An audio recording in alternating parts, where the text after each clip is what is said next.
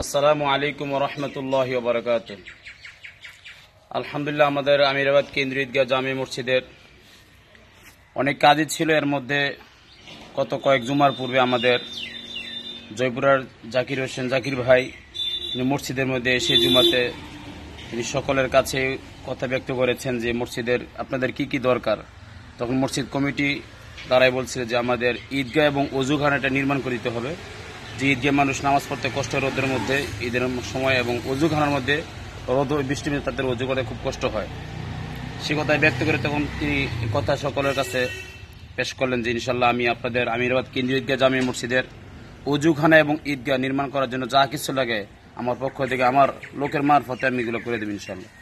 যাক আলহামদুলিল্লাহ, আমি হচ্ছে আমাদের আমিরাবাদ কেন্দ্রীয় ঈদগাহ জামে মসজিদের ইমাম। আমার নাম হচ্ছে মোহাম্মদ আলী। তো আমাদের আলহামদুলিল্লাহ, যাক আমাদের জাকির ভাই যে কথা দিয়েছিলেন কথা অনুযায়ী আলহামদুলিল্লাহ আমাদের কাজ শুরু হয়ে গেছে। আজকে থেকে আমাদের মসজিদের জন্য ইট এবং বালি সিমেন্ট তিনি সবকিছু তার আন্ডারে এগুলো পাঠাইছেন। আলহামদুলিল্লাহ আমরা দোয়া করি না, হাদিসের মধ্যে আল্লাহ রাসূল ফরমান মান বানা লিল্লাহি মাসজিদান বানাল্লাহু লাহু বাইতান ফিল জান্নাহ। যে ব্যক্তি দুনিয়ার মধ্যে আল্লাহ তাআলা একটা ঘর নির্মাণ করবে, আল্লাহ তাআলা তার জন্য জান্নাতের মধ্যে একটা ঘর নির্মাণ করে দিবেন।